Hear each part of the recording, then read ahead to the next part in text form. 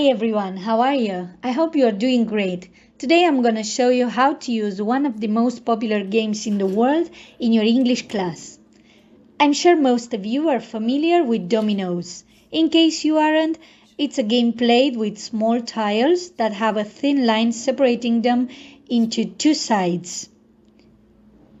Unlike the classic dominoes, where each tile has a different number of black dots on each side and some have sides that are completely blank, the one that we are going to use in the English class has cards with words. I've chosen the Spanish-English method so that my students can learn new vocabulary. Thus, instead of 6 dots, I have black. Instead of 5, I have brown. Instead of 4, I have red. Instead of 3, I have green. Instead of 2, I have pink. Instead of 1, I have gray. And for the blank sides, I have blue.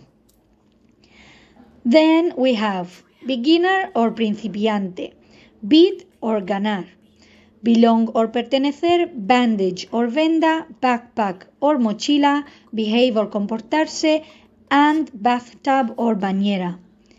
If it's played in pairs, each player draws 7 cards.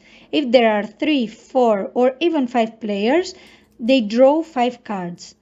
The first player will be the one with the highest double, 6-6.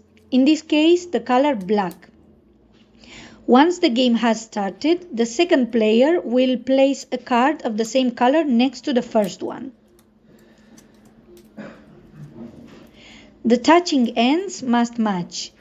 If the students are unable to play from their hands, they must pick up a card from the stock.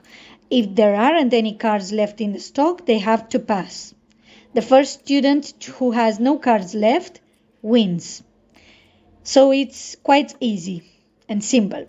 Now that you've learned how to play this game, I hope you enjoy playing it and I look forward to teaching you another one soon.